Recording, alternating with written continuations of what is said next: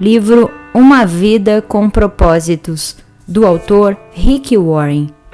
Dia 24. Transformado pela verdade. As pessoas precisam mais que de pão para a sua vida. Elas precisam se alimentar de cada palavra proveniente de Deus. Mateus 4, versículo 4. Agora me entrego a Deus, ao nosso Deus maravilhoso, cuja palavra poderá moldar vocês para que sejam o que Ele quer e conceder a vocês tudo de que precisem nessa comunidade de santos amigos. Atos 20, versículo 32. A verdade nos transforma. O crescimento espiritual é o processo pelo qual substituímos as mentiras pelas verdades. Jesus orou: santifica-os na verdade, a tua palavra é a verdade. João 17:17. Santificação exige revelação. O Espírito de Deus usa a palavra de Deus para nos tornar semelhantes ao Filho de Deus. Para tornar-nos semelhantes a Jesus, devemos preencher nossa vida com a palavra. A Bíblia diz: por meio da palavra, somos unidos e moldados para as tarefas que Deus deseja nos incumbir. 2 Timóteo 3, versículo 17. A palavra de Deus é diferente de qualquer outra. Ela é viva. Atos 7, 38, Hebreus 4, 12, 1 Pedro 1, 23. Jesus disse: as palavras que eu disse são espírito e vida. João 6, 63, parte B. Quando o Senhor fala, as coisas mudam. Tudo ao redor, toda a criação, existe porque Deus disse. Foi pelas palavras dele que tudo veio a existir. Sem elas, você nem estaria vivo. Tiago observa: Deus decidiu nos dar vida pela palavra da verdade. Por isso, somos a mais importante de todas as coisas que Ele criou. Tiago 1,18. A Bíblia é muito mais que um manual de doutrinas. A palavra de Deus gera a vida, produz a fé, promove mudanças, afugenta o diabo, realiza milagres, cura feridas, edifica o caráter, transforma as circunstâncias, transmite alegria, supera a adversidade, derrota a tentação, inspira esperança, libera poder, esclarece a mente, cria coisas e nos garante o futuro eterno. Não podemos viver sem a palavra de Deus, cujo valor nunca deve ser subestimado. Você deve considerá-la tão essencial à sua vida quanto o alimento. Jó disse: dei mais valor às palavras da sua boca do que ao meu pão de cada dia. Jó 23:12b. A palavra de Deus é o alimento espiritual do qual você deve se alimentar para cumprir seu propósito. A Bíblia é chamada mel, pão, alimento sólido e leite. Salmos 119, 103, Mateus 4:4, 1 Coríntios 3:2 e 1 Pedro 2:2. Essa refeição completa é o menu do Espírito Santo para o fortalecimento e crescimento espiritual. Pedro aconselha: desejem de coração o leite espiritual puro, para que por meio dele cresçam para a salvação. 1 Pedro 2:2. Permanecendo na palavra de Deus. Existem mais Bíblias impressas hoje em dia do que jamais houve no passado. Mas de nada vale uma Bíblia na estante. Milhões de fiéis são assolados pela anorexia espiritual, morrendo de fome com a alma subnutrida. Para se tornar um saudável discípulo de Jesus, alimentar-se da palavra de Deus deve ser sua primeira prioridade. Jesus chama isso permanecer. Ele disse: se vocês permanecem na minha palavra, então são verdadeiramente meus discípulos. João 8,31. Na vida cotidiana, permanecer na palavra de Deus inclui 3 atitudes. Devo aceitar sua autoridade. A Bíblia deve se tornar o critério definitivo para a minha vida. A bússola na qual confio para saber a direção, o conselho a que dou ouvidos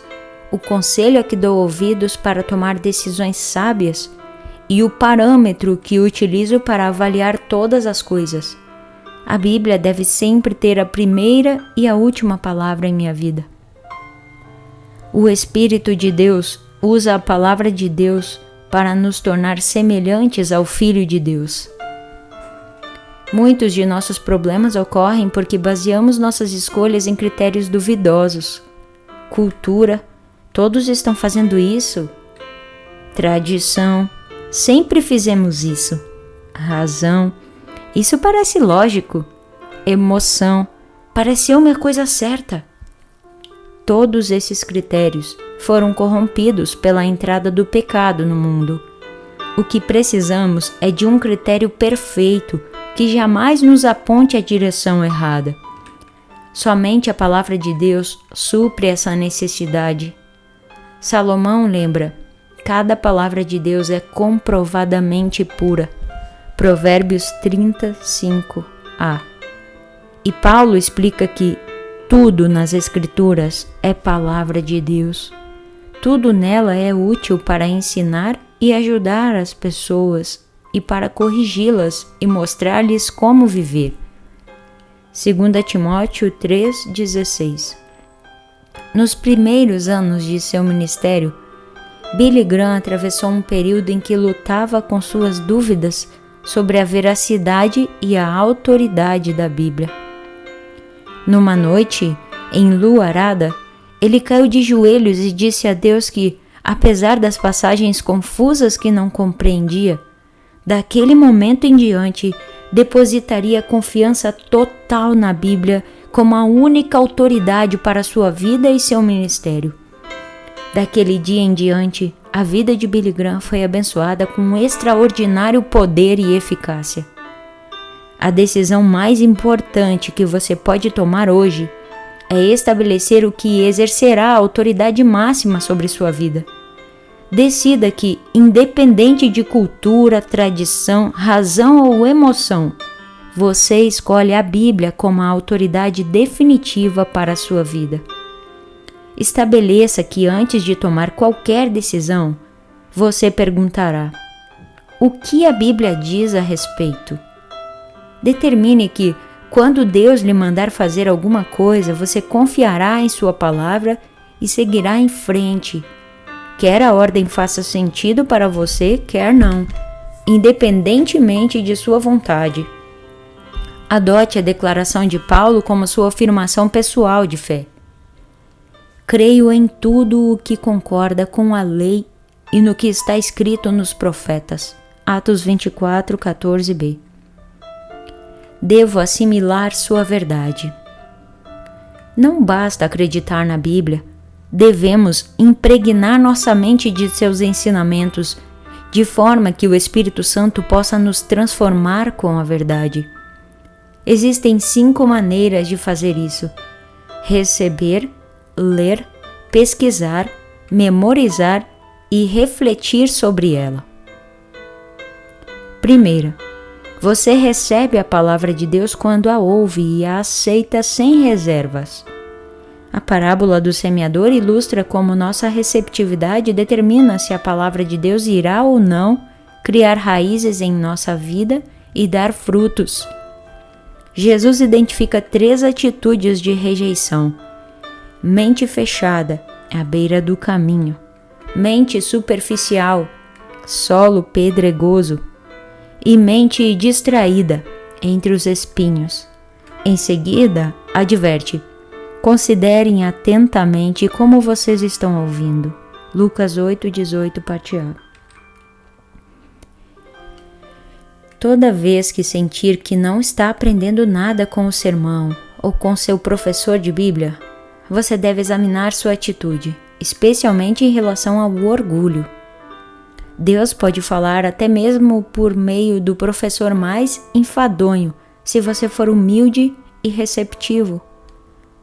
Tiago aconselha, num espírito humilde, gentil, modesto, receba de bom grado a palavra que, implantada e arraigada no coração, tem o poder de salvar a sua alma. Tiago 1:21, parte B. Segunda, por mais de 2000 anos na história da Igreja, somente o líder da comunidade eclesiástica podia ler a Bíblia pessoalmente, mas agora milhões de pessoas têm acesso a ela. Apesar disso, muitos fiéis são mais dedicados à leitura do jornal diário que à leitura da Bíblia. Não é de admirar que não cresçamos. Não se pode assistir à televisão durante 3 horas e esperar crescimento lendo a Bíblia apenas 3 minutos. Muitos dos que afirmam crer na Bíblia de capa a capa jamais a leram de uma capa a outra. Muitos dos que afirmam crer na Bíblia de capa a capa jamais a leram de uma capa a outra. Mas se você separar 15 minutos de seu dia para ler a Bíblia, em um ano terá lido toda ela.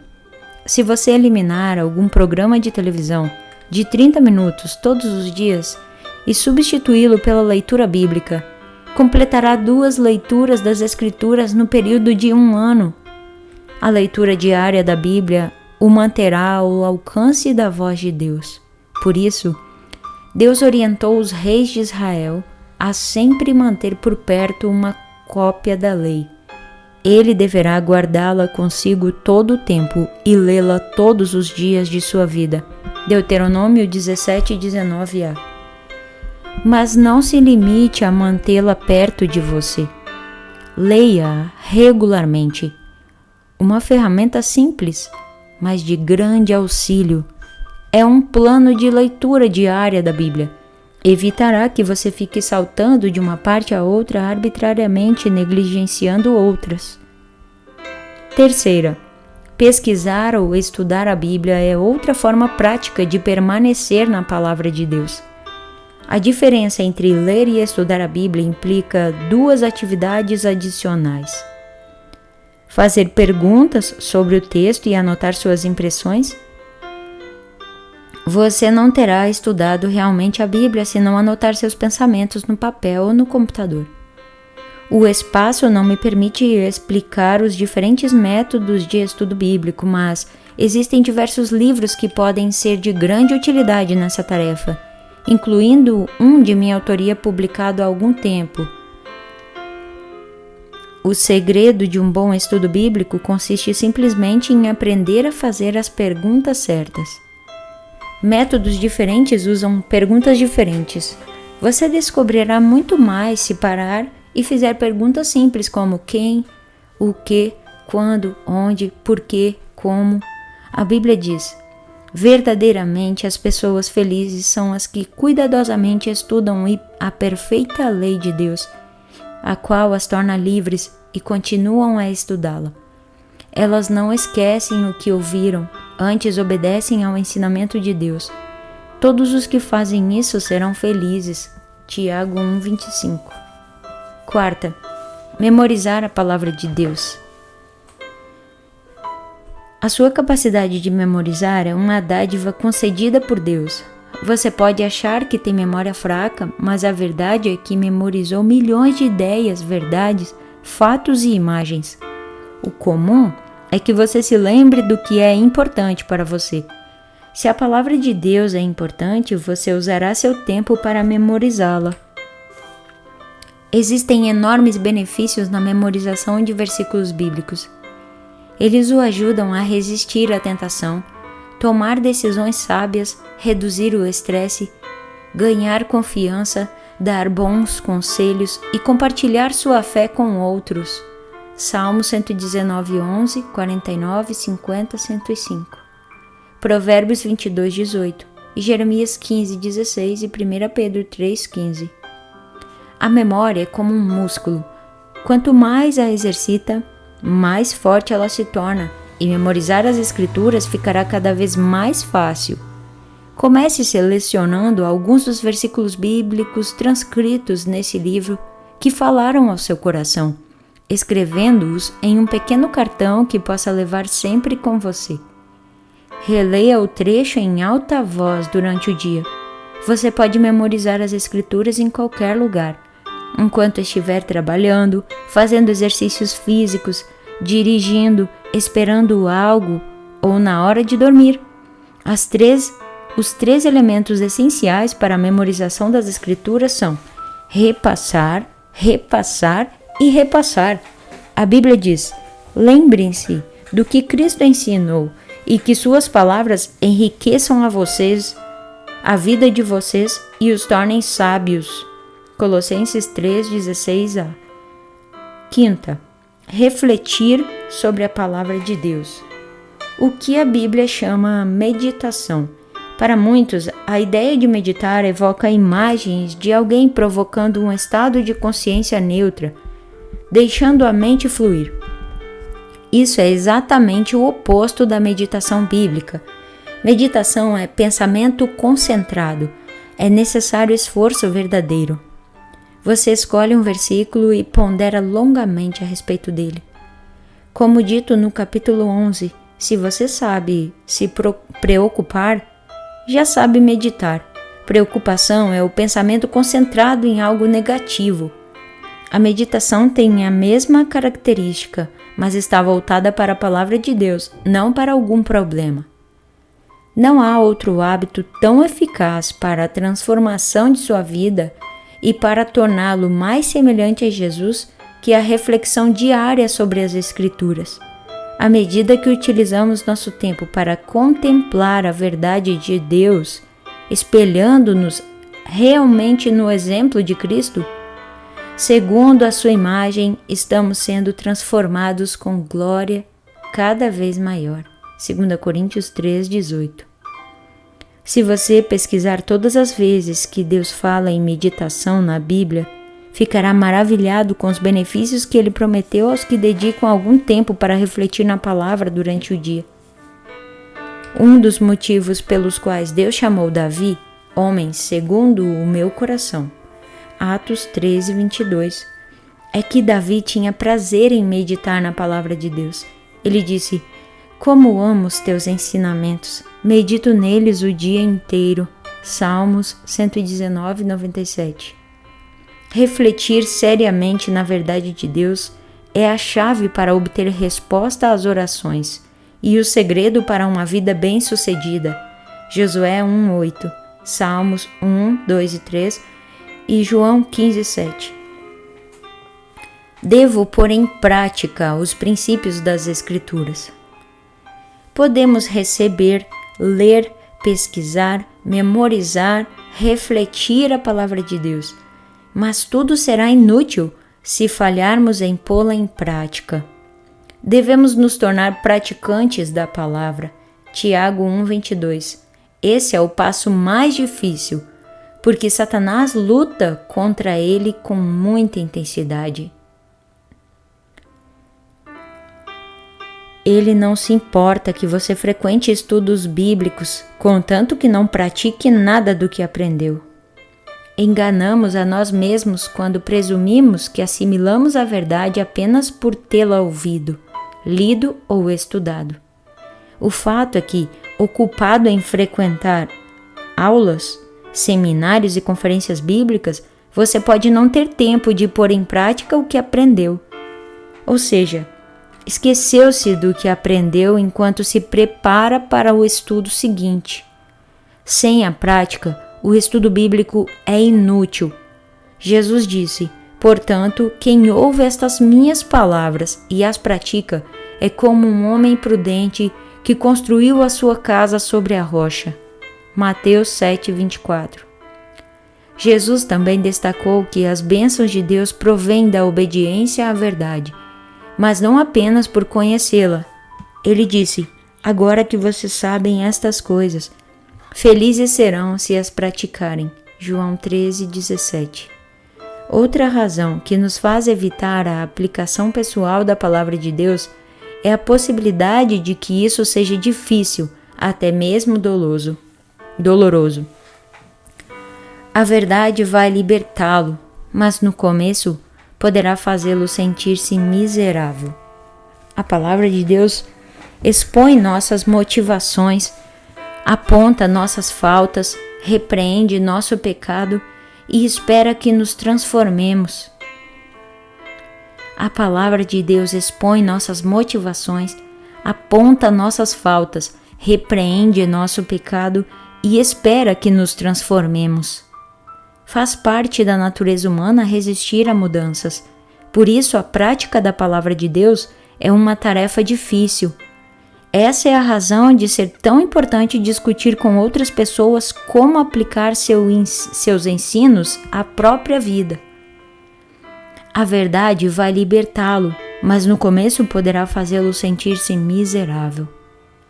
Não há como enfatizar suficientemente o valor de fazer parte de um grupo de estudo bíblico. Não há como enfatizar suficientemente o valor de fazer parte de um estudo bíblico. Sempre aprendemos com a verdade compartilhada pelos outros e jamais aprenderíamos por conta própria. Outras pessoas vão ajudá-lo a discernir coisas que você teria deixado passar e vão ajudá-lo a praticar a verdade de Deus. A melhor maneira de se tornar um praticante da palavra é colocando no papel uma atitude resultante da leitura, do estudo ou da reflexão sobre a palavra de Deus. Desenvolva o hábito de anotar de forma precisa o que você pretende fazer. Essa atitude efetiva deverá ser pessoal, envolvendo apenas você. Prática, algo que você possa fazer, e verificável, com um prazo final para ser realizada. Toda aplicação deve envolver tanto o seu relacionamento com Deus ou com os outros, quanto o seu caráter. Antes de ler o próximo capítulo, passe algum tempo pensando sobre esta questão. O que Deus já lhe pediu por meio da palavra que você ainda não começou a fazer? Então, escreva algumas medidas práticas que o ajudarão a executar aquilo que você identificou. Você pode, por exemplo, pedir a um amigo que não o deixe vacilar. Assim disse D.L. Moody, a Bíblia não nos foi concedida para aumentar nosso conhecimento, mas para mudar nossa vida. Dia 24. Pensando sobre meu propósito de vida. Tema para reflexão. A verdade me transforma. Versículo para memorizar. Se vocês permanecerem em minha palavra, serão realmente meus discípulos, e conhecerão a verdade, e a verdade vos libertará. João 8, 31 e 32. Pergunta para meditar. O que Deus já me disse em sua palavra que ainda não comecei a fazer? Se você gostou dessa leitura, se inscreva no canal, compartilhe, dê um like.